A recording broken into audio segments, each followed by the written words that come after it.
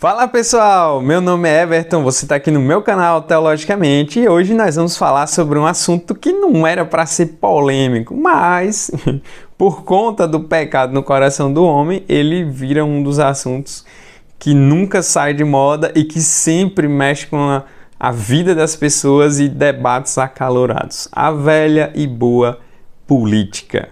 Fique comigo, se você não é inscrito aqui no meu canal, se inscreva, se você gostar do vídeo, compartilha. Se você ainda não assistiu meus outros vídeos, esse é o primeiro, você pode acessar aí, clicar aí no cardzinho que está aparecendo, enfim. Fique conosco, ajude o canal a crescer, faça com que esse canal cresça e possa assim edificar mais vidas por aí. Beleza, vamos lá. Quando se fala em política, claro, num vídeo assim como esse, não vai dar para a gente esgotar o assunto, nem falar tudo que talvez você gostaria de saber, mas acredito que é possível pontuar algumas coisas que eu acho que são fundamentais, principalmente para nós cristãos, nos relacionarmos com essa área da vida tão importante e ao mesmo tempo tão complicada. Então, quando a gente fala em política, principalmente no contexto brasileiro, a gente vai perceber que nos últimos anos a coisa tem ficado mais, vamos dizer assim, animada, mais agitada. As pessoas chegaram num ponto assim de brigarem, separarem famílias, amigos e tal, e acabou cada um indo para o extremo. E aí já se fala na questão da polarização política, que é um assunto que quando você vai estudar ele mais academicamente, ele acaba mostrando também outros detalhes a mais aí, né? Porque cada país, cada contexto mostra ali alguns tipos de situações que envolvem essa polarização. Mas no Brasil a gente vê essa divisão muito nítida, né? Pessoas que se identificam mais à direita, pessoas que se identificam mais à esquerda, e elas começam a se atacar mais e a coisa fica muito mais intensa, fica muito mais visível e é muito forte isso no cenário. Então, antigamente a gente via mais as confusões e os debates, as disputas mais no período eleitoral. Agora não, acabou as eleições, as pessoas continuam ainda debatendo nas redes sociais, se pegando, brigando, enfim. É a situação do mundo sem Deus, a tendência do homem é criar suas idolatrias e matar e morrer por elas. Mas quando a coisa chega no contexto da igreja e no contexto cristão, aí é que eu acho que a coisa fica mais séria ainda. Porque é justamente o cristão que deveria agir diferente no meio dessa bagunça toda. Ele pesa sobre ele essa obrigação. Então, claro, nós vamos encontrar cristãos em vários espectros políticos. Você tem cristão de esquerda, cristão de direita, cristão de centro, cristão que prefere não se identificar com ninguém. É normal, a gente vive numa democracia. Não tem na Bíblia uma direção, tipo, você tem que votar nesse partido, até porque também o contexto de quando a Bíblia é escrita, tanto no Antigo Oriente quanto depois no período dos cristãos ali debaixo do Império Romano, nem existiam as ideias do jeito que são hoje. Claro que a gente já tinha a raiz de muita coisa de hoje, mas é totalmente diferente, por isso que seria muito anacrônico falar que tem isso ou tem aquilo. Ou você encontrar pessoas que chegam a dizer, olha, Jesus é de direita, não, Jesus é de esquerda. Ah, não, você não é crente porque você vota em tal partido, você não é crente porque você apoia tal candidato. A gente precisa tomar muito cuidado com isso, porque esses discursos já revelam essa infiltração do pensamento mundano dentro da igreja. Então, aqui eu já estou falando do primeiro ponto, que é justamente o fato de que o cristão tem liberdade dentro do contexto que ele vive de assumir aí suas bandeiras e suas posições. Mas aí é que tá, ele não pode fazer disso, né, o centro, a ponto de achar que se não for o meu candidato, não for o meu partido, a minha ideologia política, né, não vai ter salvação, porque a salvação a gente só vai encontrar em Cristo mesmo. Então o crente, na verdade, ele não pode fechar com ninguém, ele não pode ser 100% de esquerda, ele não pode ser 100% de direita, ele não pode ser 100% de centro, ele vai acabar sendo uma espécie de chato, né? Aqui eu estou copiando algumas palavras do Pedro Dutti, Guilherme de Carvalho, que eu gosto muito, acompanho muito eles nas redes sociais. E o cristão vai ser chato, porque ele tem um papel de incomodar todos os lados. Então, quando o evangelho surge confrontando o homem nos seus pecados, ele nunca vai se amoldar, ele nunca vai se tornar propriedade de alguém ou de um partido especial. ele é solto, ele é independente, ele está acima.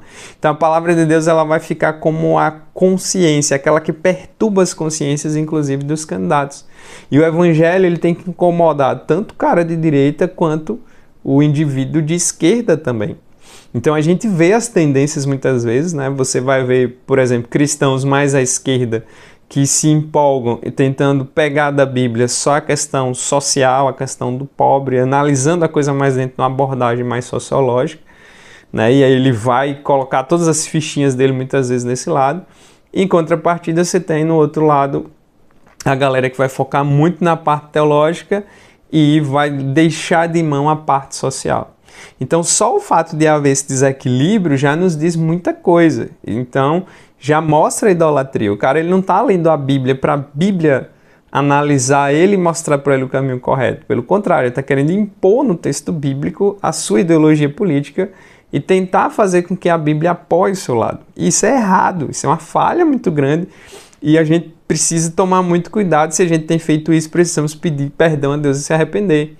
Então, a Bíblia vai trazer esse aspecto de amar a Deus e amar o próximo, e juntando isso de uma forma bem geral aqui, leva consequentemente amando a Deus, eu vou buscar amar o próximo, isso vai se manifestar de várias formas. Então, muito antes de Marx existir, socialistas e outras bandeiras de lutas pelas minorias, vamos dizer assim, na linguagem mais atual, você já tinha os profetas bíblicos denunciando esse tipo de coisa, muito antes. Então a Bíblia está muito à frente do seu tempo, vamos dizer assim, porque ela já fazia isso, ela já incomodava os governantes na sua época. Mas o interessante é que o profeta ele não estava alinhado a um governante em particular, né? Muitas vezes ele ia advertir os reis, muitas vezes eles vão ser perseguidos pelos reis justamente por denunciarem os pecados ali cometidos contra Deus e contra o povo também e contra os mais pobres. Então é fato que nós encontramos essas duas realidades. E uma visão bíblica mais adequada da política vai levar a gente a equilibrar e perceber essas duas realidades. Nem só a parte social e nem só a parte teológica que tira isso, né? Por que isso é muito grave? Porque às vezes o indivíduo, ele, não vou discutir tal assunto porque esse é um assunto de esquerda, por exemplo, questões ambientais. Aí, às vezes, a Bíblia fala sobre a questão de cuidar da criação, mas você vai deixar de falar daquilo porque, dentro do contexto atual, a galera identifica mais essas pautas com a visão mais à esquerda, ou a questão do racismo, que é um pecado, mas aí, às vezes, o cara vai tratar de forma menos importante, porque é uma pauta que geralmente você vê mais na questão de esquerda, então a gente acaba deixando coisas que são importantes de serem discutidas, pecados que devem ser denunciados por causa do contexto político.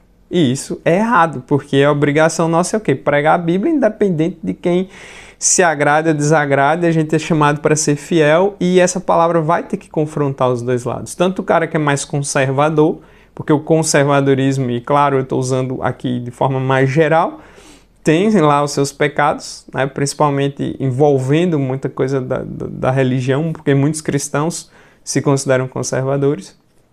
E você tem o lado progressista, que acaba também querendo ser tão moderninho e se adapta tanto à onda moderna das lutas, que ele é capaz muitas vezes de abrir mão de fundamentos da própria fé para não ir contra a sua bandeira e a sua ideologia. E ambos estão errados. Então, por isso que o cristão não pode fechar com ninguém. Nem na questão política, nem na questão filosófica.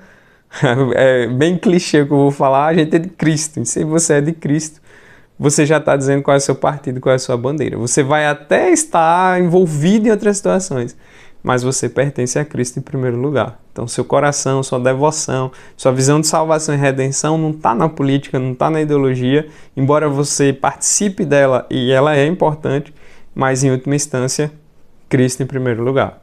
E aí, claro que quando a gente olha dessa forma também, não dá para a gente não falar dos contextos de interiores do Brasil, que é um contexto que eu acompanho, vamos dizer, um pouco mais de perto, e acredito que ele é muito parecido com outros interiores pelo nosso país.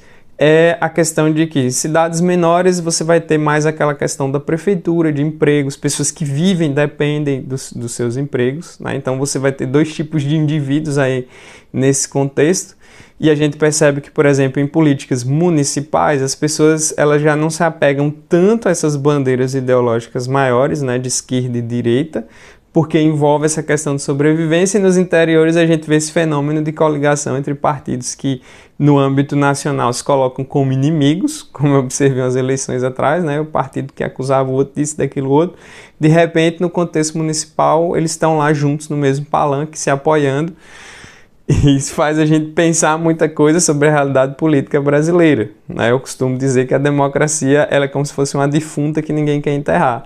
Ela está morta, mas como pega mal enterrar ela, a ideia é deixar lá ela exposta para parecer que a gente está sendo democrático, quando na verdade você tem todo um sistema já de muito tempo enraizado na nossa história, isso é muito ruim, que faz as pessoas irem ficando presas e dependentes cada vez mais, né? Isso é uma realidade, acredito eu, do Brasil inteiro.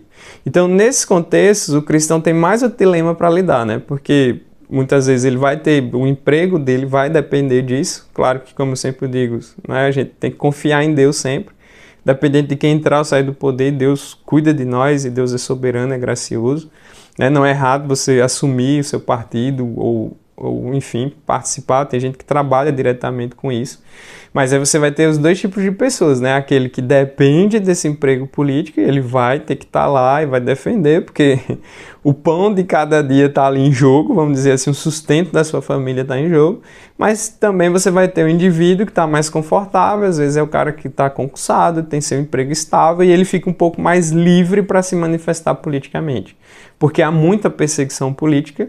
Na verdade, eu acho que não é nem só no âmbito nacional, mas municipal, mas no nacional também. Sempre há os jogos de interesse, aquela perseguição, a tendência a beneficiar quem é mais do meu lado, quem é menos do meu lado, enfim, são coisas que todo mundo sabe que tem.